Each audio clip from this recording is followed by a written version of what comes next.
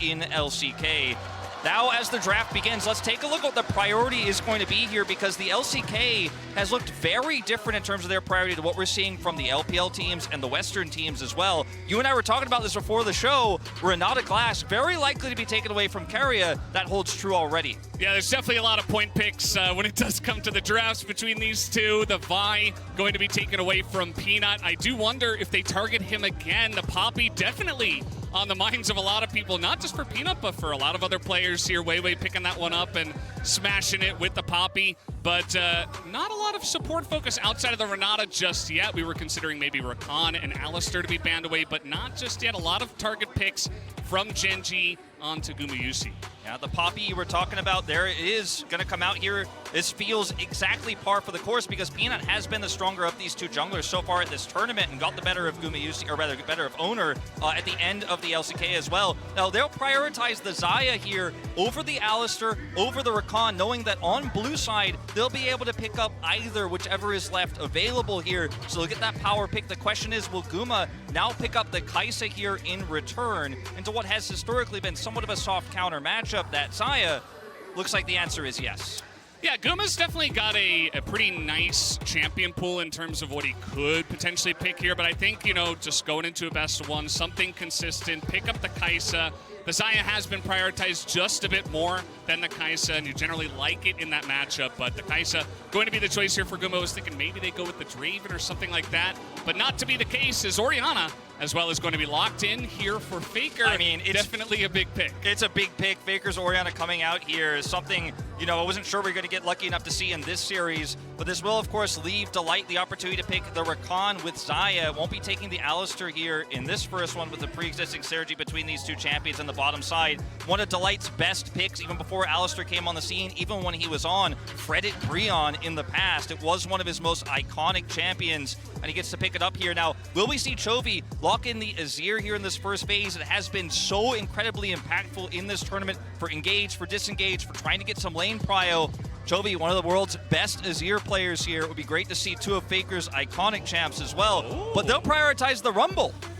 Yeah, that's very surprising. I don't know, Wolf. I was with you on this one. I think the Azir, with the amount of prio we've seen and just how strong Chovy is on this pick, maybe you pick it up. But no, it is going to be the Rumble. So that's really interesting going into this next half, as it does look like Keria is just going to pick up the Alistair here for this lane. We talked about Rakan and Alistair for our Korean support. So Rumble coming on in here, and that Azir immediately, they didn't waste any time to ban that one. Yeah, no surprise there. Doing a little bit of a handshake on the supports. The Rumble's still a bit of the question mark here, and it makes me wonder if we'll see T1 decide to take away a Jarvan here from Peanut, because of the existing synergy between those two champions and the Xayah. Jax will be removed here, and the focus is definitely on getting Doran a matchup he wants here in the top side for that Rumble pick. You know, it's just pretty interesting, because generally Doran has been kind of the guy that sits back and he's the role player, and he'll play pretty much anything the team requires him to play. And, you know, they'll try to get that big pick for Chovy or get a very strong jungler or bot lane. But not the case here. They're trying to get him some room, as Sylas going to be banned away as well. They don't want Chovy to pick that one up. Sylas, a long-time pick for him. And Sylas just so incredibly impactful with Alistair on the board. You know, you can always end up taking an early Drake or Rift Herald fight with this pick. Once you get level 6, you steal away the Alistair ultimate, and it just becomes so difficult to take that Sylas down. Orianna ultimate also fantastic for Sylas, so I do like this choice quite a bit. It'll be a Lee Sin they actually take away here from Owner. It's one of his best picks historically, hovering over 90% win rate for most of his career on this pick. He's insane. He's insane. He's actually ridiculous on that pick. So I don't mind it. You know, Lee Sin has kind of been edge. He's been moving his way in here at Worlds, so definitely take away one of Owner's best picks. But that does leave the Rel, which has been a big game changer for many of our games so far. And there's such a great amount of synergy, as the Jarvan will actually be considered as well as a bit of a takeaway here from Peanut. There's a lot of synergy between Jarvan as well as Rel for the Orianna setup. You put the ball on the Jarvan, he then goes in, you have the follow-up ult, you have Alistair there, and you can set up a lot of pick potential, especially with the Kai'Sa follow-up. So now let's see what is going to be the choice here for GENG. They may just simply take the Rel, which also works for the equalizer. But Peanut looking for a Viego pickup here to look for more of a front-to-back focus one target down transform style. Oh, yeah, Kali. What's going on here, Wolf? Okay, this Akali is going to be picked up on the side of GENG, and you'd have to imagine that goes into the hands of Chovy here.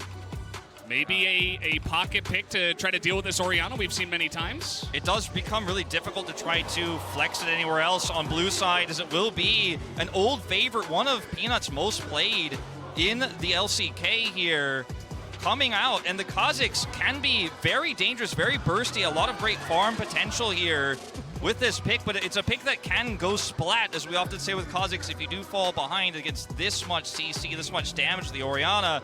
And now it's going to be Aatrox that tackles the Rumble, a matchup we saw a lot in the latter half of the LCK summer season here. A matchup Doran very comfortable on both sides of here. We'll see if he ends up taking the teleport or the ignite in this matchup, because I think it is going to be very defining. And I imagine that we'll see Peanut hovering the top side of the map quite substantially. Absolutely. I'm so glad you mentioned the Ignite for the Rumble, because we definitely have a guy over on the LCK show that has had a lot to say about the top Rumble and certain summoner choices. That would be Huni, if you guys have watched the LCK. So would love to get his thoughts eventually. But it's very interesting, you know, like I was saying before, these two LCK teams at best of one. What do you bring out? And I feel like GENG, they had like a really good standard start, and then someone flipped a switch, and then they went with all these kind of crazy picks. So I'm very curious to see how it's going to work out, Wolf. Yeah, definitely a curveball here with the Akali into the Orianna, one where he thinks he's going to be able to pick Faker. Faker was caught out a lot by Team Liquid. Akali, a pick that can be very punishing, can be very threatening, especially if the ball is placed elsewhere. You can get around the Orianna and pick her very easily if Faker's playing greedy, especially inside. So I think trying to punish some of the mistakes we did see in that first game from T1. It's definitely going to be really important, whereas on the side of T1, I mean, this is just really standard, right? You got a very fantastic front-to-back team fight-oriented composition with the Orianna and multiple ball carriers, so we're going to be getting into this game right away for GENG versus T1 as the fan chants begin, Wolf. Feels like we're just at home, Valdez. Massive crowd here for Korea's two most popular teams, and they're both 1-1. They both were the successful LCK teams, unlike, unfortunately, for D+ and KT Roll. So they were dropping down to 0-1. They will not be playing in this 1-0 bracket. They're looking for their redemption against each other a little bit later on this evening. But I got to say, you know, this is the expected result. GENG were the favorites in their matchup. T1 were the favorites against Team Liquid. Was a little bit tougher than people expected it to be. Team Liquid definitely gave T1 a run for their money. But in this matchup here, anything goes. We have seen this go both ways so much. And I think when you look at T1's draft here, it's definitely one that you know is stock standard, you know is very strong. It's very meta. And GENG threw a bit of a curveball here with the Rumble top. It is Ignite that we are going to see here from Doran Peanut once again on this Kazakhs. And then we'll, of course, see the blue start here. Ward goes down, will not be cleared. Yeah. This is going to be a really fun start to the day, Wolf. We are starting off with GENG and T1 going head-to-head. Obviously, we had that excruciating draw show, which a lot of people had a lot of things to say about. But I think it's going to be really interesting when we do get to the best of threes afterwards. But yeah, we start off with GENG versus T1. Then we go into G2 versus Weibo. And we have so many amazing matchups for today, for the end of the day. It's just going to be a great time, Wolf. It really is. It's the World Championship in Korea, and we're very lucky to have that happen. And historically, Korea hasn't done as well in the Korean World Championships as they have outside of Korea, but we'll see if that changes here this time around, as the early game here for the Akali going to be a bit of a troublesome one into the Orianna. Of course, both of these junglers pathing towards the top side as we expected, starting red buff and blue buff respectively. We'll see how much pressure Doran can get down early in these early few levels with the Comet he's picked up here and that Ignite. And maybe Peanut can get something done, or at least keep the attention away from the mid and bottom lanes.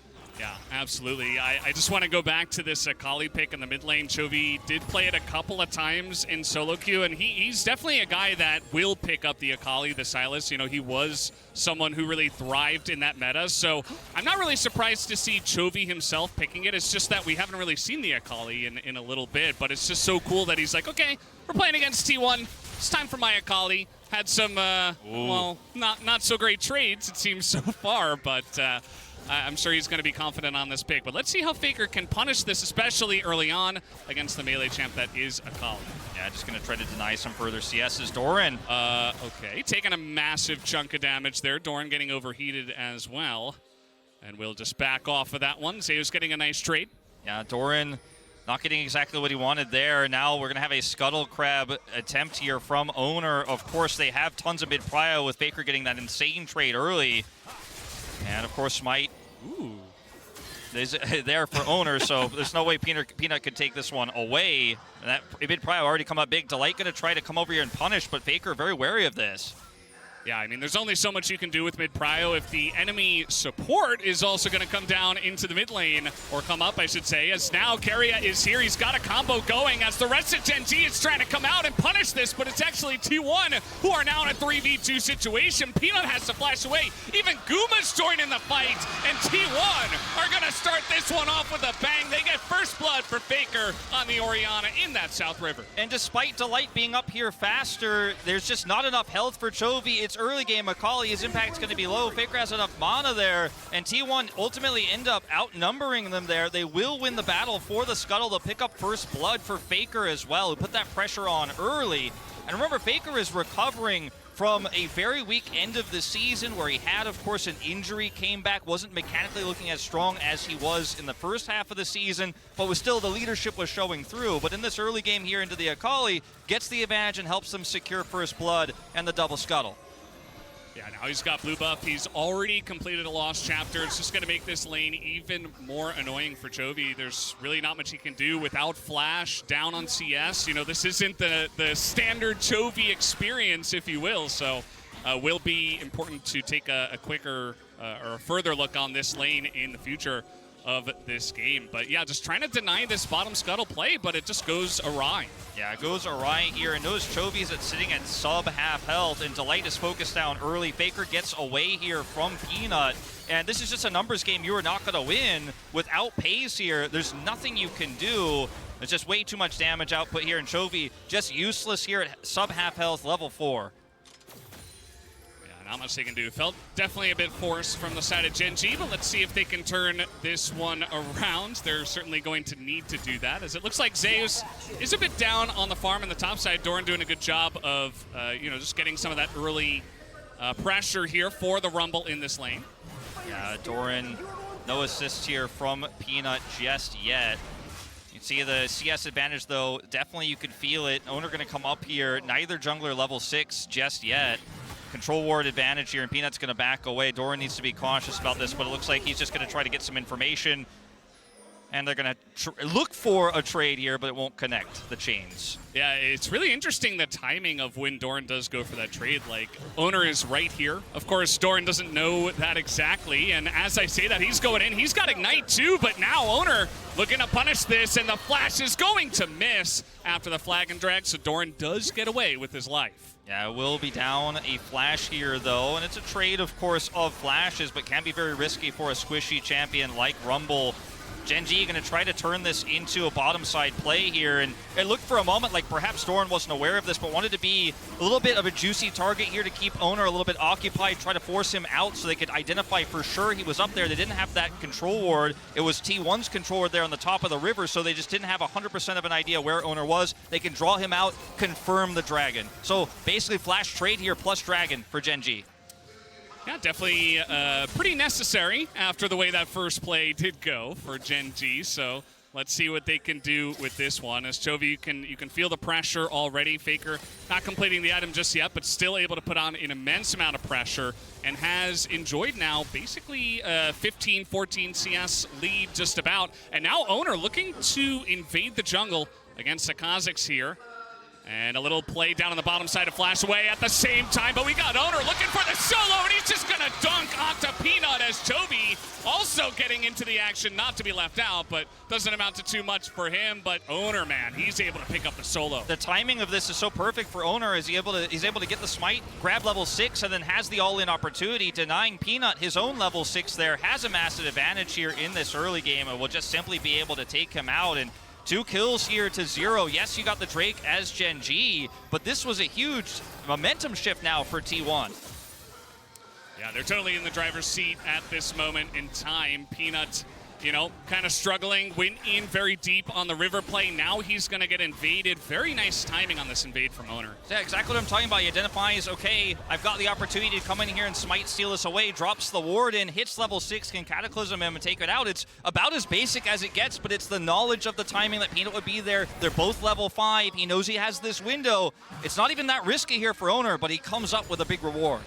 Yeah, now take a look at this. I mean, Peanut, he does say level 6, but he walks over a ward. T1 knows that they are going for this Rift Herald, and it does look like they are looking to sidle on up to this one, but actually not going to challenge it. So GENG will be able to pick up a Rift Herald pretty much for free on that top side with a big rotation from their bottom lane. Yeah, so 2 neutral objectives going over to GENG here, and T1 looked like they were going to contest, even Guma rotating over, so they won't be able to turn this into a plate trade in the bottom side either. Pays and Delight are rotating back down there, so T1 coming up a little bit empty there after that kill in the jungle.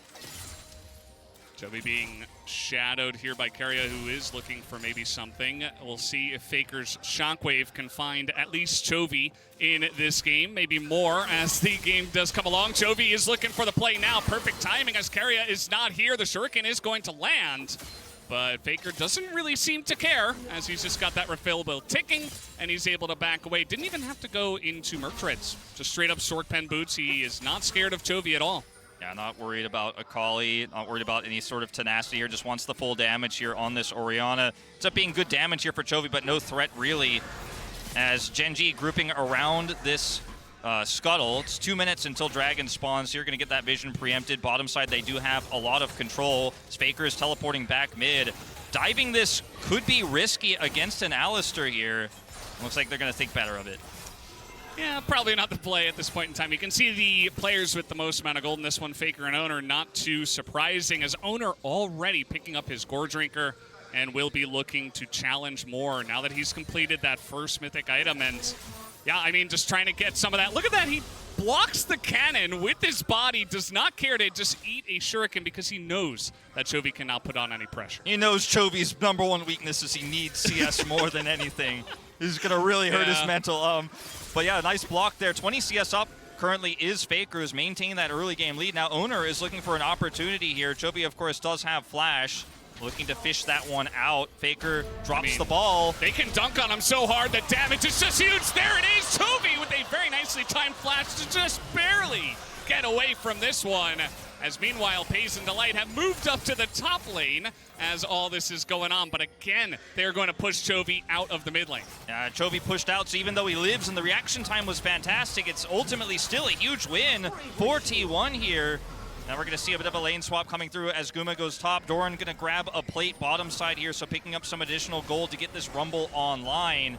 But man, T1 with so much control right now, already 1,600 gold, 1,500 gold ahead at this point in time. Only 2 kills in their pocket, but the lead is massive and the damage is going to start really stacking up. The Jarvan's massively ahead. He can continue to put pressure on this Akali, put pressure on the Rumble. And it's really difficult for GENG to now sail through the mid-game when T1 have the perfect mid-game composition. They got Orianna, Aatrox, they've got a Jarvan who's online, and it's that lethality Kai'Sa that's going to be so powerful right now when they don't have a traditional frontliner in this composition. That really worries me here for GENG.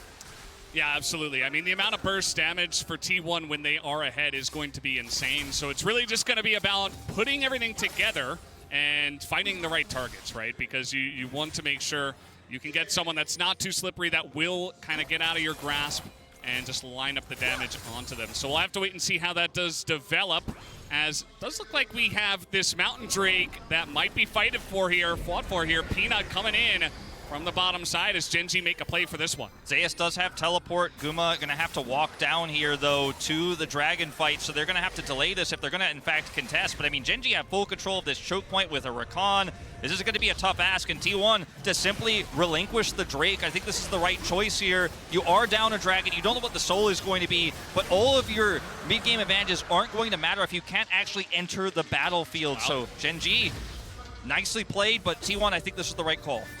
Yeah, I would say it's definitely the safe call, right? I think with their lead, you know, you could try to make a play for it, but instead they're just going to sit back and wait for some of their spikes a little bit later on. Speaking of which, Gumayusi seems to have no idea that this Rumble is in the bush, and now he's getting flashed on. Guma will be able to flash away from this one, and there's the ultimate just ticking down.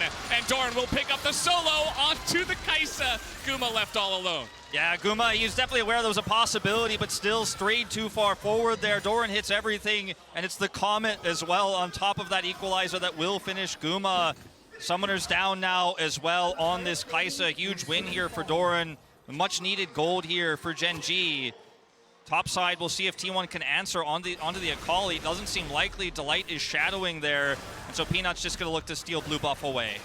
Yeah, it's kind of interesting how that one all came together. There have been so many swaps in the lanes, kind of started by GENG and trying to make plays on the objectives. They had their bot lane in the top side, and it did feel like T1 was trying to catch up to that, and it ended up with this weird matchup of the Guma versus Doran, and that was not one that Guma wanted to go for. So you can see in terms of turret plates has been pretty even so far. So even though T1 did get that early lead, GENG are sticking in this one.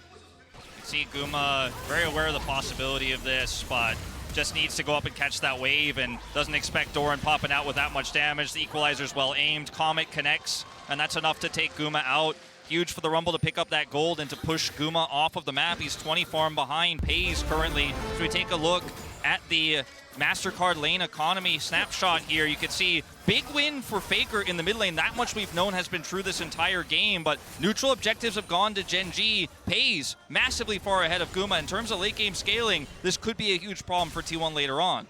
Yeah, absolutely. I mean, that Xayah is going to be a late game powerhouse. This lethality, Kaisa, you know, obviously has the huge burst damage, but will he be able to find those angles is really the question.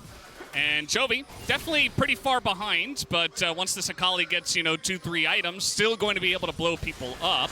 And we'll just have to wait and see how these fights do go. But props to GENG for sticking in this one after some of those early kills. As now we do have this second Rift Herald, which our LCK teams just love to fight over. They can't resist Wolf. They must get it. And of course, they just want to get that pressure on the third Drake in the mid game. GENG were able to get that second Drake, you know, without a fight from T1 because they had such great positional advantage. They can't say the same about this Herald here. And again, T1's mid-game power is spiking so hard right now. They're only up 700 gold here, but the items they have on the carries they have are just so deadly. They're going to actually take this turret, maybe more. Pays is just eating the damage. I mean, he just sits on the ball, and Faker says, thank you very much, I will eat that one, and picks up a second kill for himself. Pays not respecting the damage. I was going to say, I mean, GENG, they knew where to fight their bottom side battle on the Dragon to get that control and then take that without a fight. They looked like they were going to give up this Herald, but they went for a late contest on the turret, and T1 are going to get more than just that kill on Pays in the turret. They're going to look for their Rift Herald now. Peanut has the opportunity to steal here, potentially. Yeah, you got a Rumble ult coming down, but a little bit half-hearted, perhaps. T1 going to take control, and they know that Peanut was behind them, so Owner going to try to get this fight started here in the top side of the map, but not going to complete this one. As Chovy just going to walk away from this, and Zeus is staying around for a very long time. Just going to walk away, or rather fly away with those glorious wings. But yeah, T1 going to pick up yet another objective. Yeah, their first real objective of the game, but critically grabbing that turret, grabbing that kill onto Pays really shifts momentum back into their favor here as GENG was able to get those first few without a real fight. As Doran once again looking for an opportunity. Wait, this is the same spot. I saw this already, but it was Kaisa. But Faker says, I am different. I can challenge you. And that he will. He's just holding on, waiting for the 1 second for his shockwave. Doesn't even need it as Chovy going to come in, dodging the shuriken as Faker, but he's in a lot of trouble. He's alone against 3, and now Zeus is on the run to light, trying to continue on this one. Pays running into the rest of T1, but they will just be able to get away by running to their turret. So GENG only able to pick up Faker on the backside of that one. They'll grab a turret here as well, and Zeus is going to need to back away. Pays going to take that one out. A lot of money here on this Xayah. And this is setting up nicely, of course, for a Drake fight here in the next 15 seconds. GENG looking like they want to reset, however. Carry and Guma trying to stick around here. Of course, will spot Peanut. And it looks like T1 are actually going to get the Drake started first. Delight. I don't think there's any follow-up damage here, but they'll at least keep them away. And I gotta say, Valdez, it looked really good for GENG in that last bottom side fight, but this might be an opportunity for T1 to finally turn these objectives around as they set up first. Yeah, I guess just the chase, not really able to get too much other than Faker and some low health bars. They decide to go for a reset. They have 2 Drakes already, so T1 just going to be able to pick up their first one, as we'll take another look at this one. Pace just not respecting the ball. Faker taking advantage of that. Yeah, it looks like they're on 2 pages here as Peanut and Chovy are trying to control a little bit more Rift Herald vision, whereas Delight and Pace feel like they can hold onto this turret while outnumbered. Now, this is the really interesting play down here as Doran tries to look like it looks like he wants to actually all in onto Faker, but what he really wants is actually to bait Faker forward, and they're going to try to win the war of attrition because they have members much closer here. Lewis Delight is coming down. Peanut is coming down much faster. They bait Faker forward, and even though Zeus matches the teleport here, once again, they're outnumbered. This was a great play by Doran, a nice bait, pulling Faker in. Yeah, meanwhile, we got a lot of pressure from GENG into T1's jungle. They are just going to push T1 out, and in fact, they will get this top tier 1 turret. Meanwhile, Zeus alone on the bottom side. Take a look at the level difference as well. Just 2 levels ahead in that top lane, but also take a look at the total damage as Faker, he started the game in the lead, and now he is still holding on to the reins of this one. So we are just trading turrets here. It's an LCK classic. Don't fight, just hit those objectives. Rift Herald, of course, going to help you win that race, though, as we trade inners. We might see an attempt to deny this. Oh, boy, Peanut, he's just sitting on it, and Faker is so strong at this point in time. He's nearly got the Shadow Flame finished off, and man, I mean, that was pretty close. They're just going to back off of that one, and it will be a saved turret. But tier 2 turret taken down by T1 in the mid lane. That is a huge advantage to them, especially with some of these Drakes that will be fought over here in a bit. Shadow Flame completed, as you were alluding to. Faker's just picked that one up here. Baron is spawning in 15 seconds. Now, that might seem like it's not something to talk about right at 20. But with the spikes that T1 have hit here, Duskblade done for Guma. Faker has Shadow Flame here. Look at the Aatrox build as well. Duskblade as well as a little bit of MR. I mean, T1 absolutely could look to group contest vision here. They're the ones with the mid-tower advantage, so they have a lot of ways to set up for an early Baron, and it's T1, the kings of taking early Baron, something that GENG now have to really put their focal points on. Yeah, T1 definitely one of the first teams in the LCK, at least, to really put pressure on the objective from ahead. They say, hey, 2,000 gold lead, fine, we can do this. We got some players that can tank it up. We have great turn in our composition. Let's just go for the objective. Now, they're going to hold on that one for now. Looks like they do want to put some pressure on this top tier 1 as Doran just trying to play safe. He does have some allies nearby. It's really great to see T1 utilize the pressure they have here on top side to threaten the Baron as well as that turret. They know that Guma can fall back to that mid turret is okay. Faker. Yeah, Faker in a lot of trouble here. Chovy on the chase. It's really difficult to get away from this. Akali, he hits the shuriken as the shockwave lands, does not care, and Owner can't do anything about it. Chovy just gonna pick up that kill. Bit of greed here from Faker once again in a side lane, and yes, Zeus is gonna force a teleport down here to bottom side, but this is gonna open things up massively in terms of Baron control here for GENG. It's not the first time we've seen Faker caught out here on this pick, and we'll see if GENG can get much from it. At least going to relieve finally a lot of that pressure on the top side where they were threatening turret, they were threatening controlling that choke point for Baron.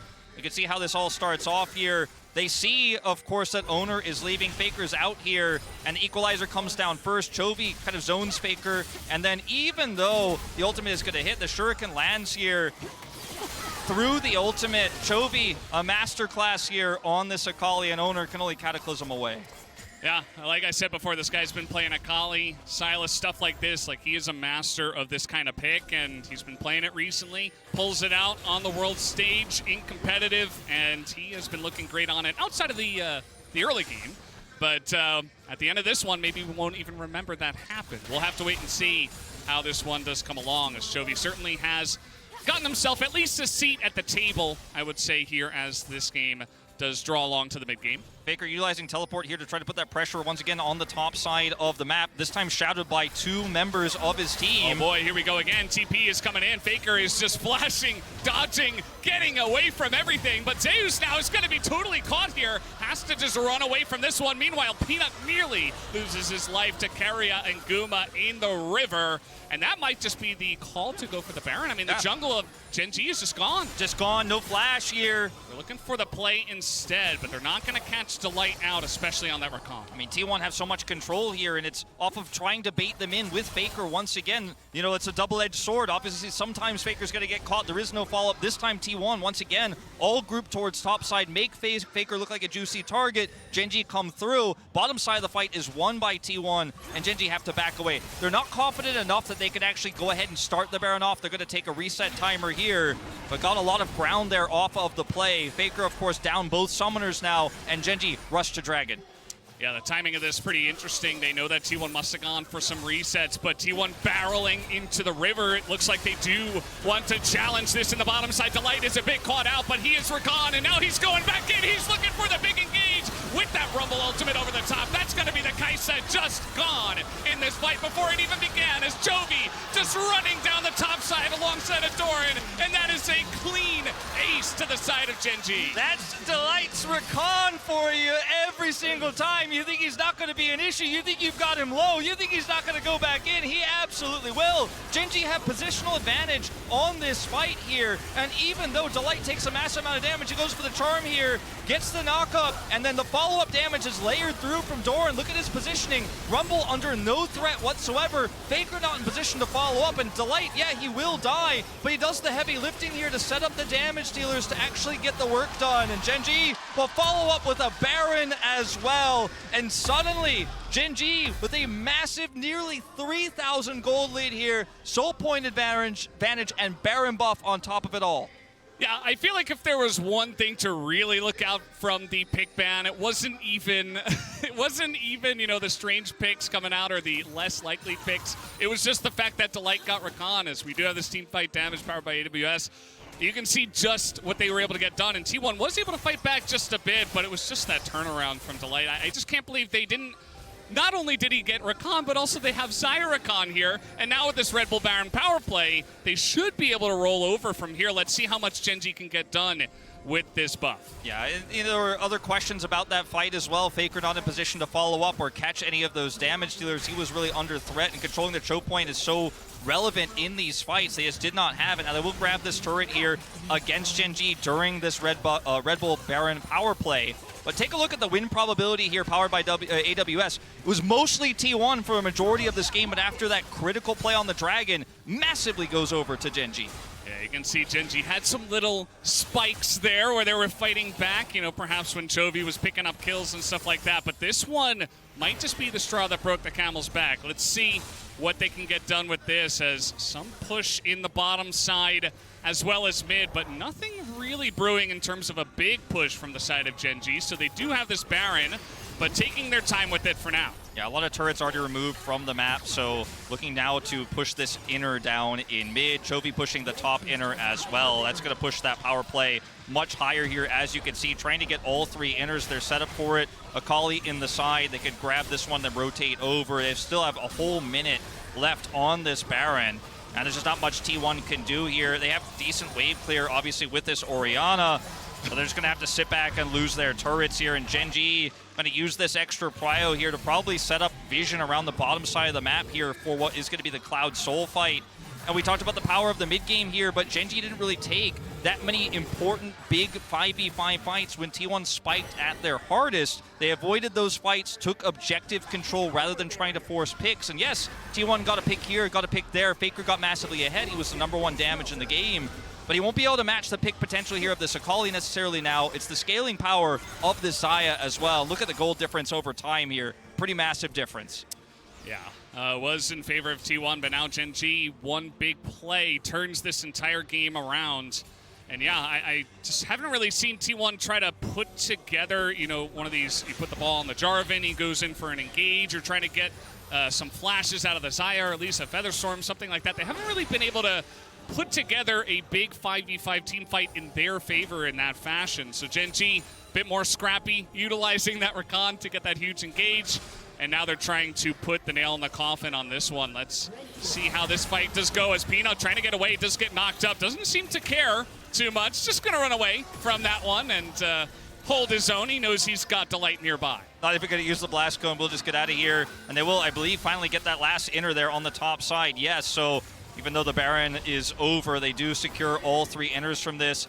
And the way GENG have played around this advantage, turning it into deep vision, turning it into those turrets, means it's very difficult for plays like you mentioned to try to put a ball on Jarvan, toss the Orianna ult in on top of a big play becomes so difficult when you can't see where these huge threats are. We were talking about an Umbroglaive as well on this Kha'Zix, so Peanut can clear vision very quickly. He's a big threat. Faker tries to walk forward and set something up. He might get blown up by Peanut. He might get blown up by an Akali he can't see. The lack of vision becomes so difficult to play out here for T1. We talked about this a little bit in the draft, but now that GENG have so much control over the map, it becomes almost unplayable here now for T1. Yeah, a lot of assassin type, very slippery, that can really get in to T1's backline without them really even noticing. So now trying to fight for this Cloud Soul here is GENG. I think they're making a big stand saying, okay, this should be ours. Look at the vision right now. There is the one control word for T1 on the right. That's about it. They don't have anything else in the river or behind GENG. There's not going to be a big flank from Aatrox unless Zeus really goes the long way around. But even that bottom lane is pushed up for GENG. This is very well set up for them to just take the Cloud Soul, and that they will. They're just going to take down the objective, and in the front is Owner. He's just going to get ripped to shreds immediately. Guma doesn't even get to do damage in this fight, as Zeus on the run as well, taking a punch. In goes Guma, trying to do something, but at this point it just looks like GENG are in total control of this game, and Faker just gonna walk away with just his life. The rest of his team is gone. The rest of his team is gone, and this game, I think, likely gone with it. And once again, same MO from GENG. Control the choke point, kite back to Baron, put Delight in the front. He looks like a squishy target. Maybe you can push onto this Rakan, but Delight will turn on you on a dime, and they just cannot close the distance. Owner tries, ultimately without Faker's help. But like I was saying before, everything needs to work together with T1, and if there's no vision, if there's no choke point control, you just cannot do it against GENG.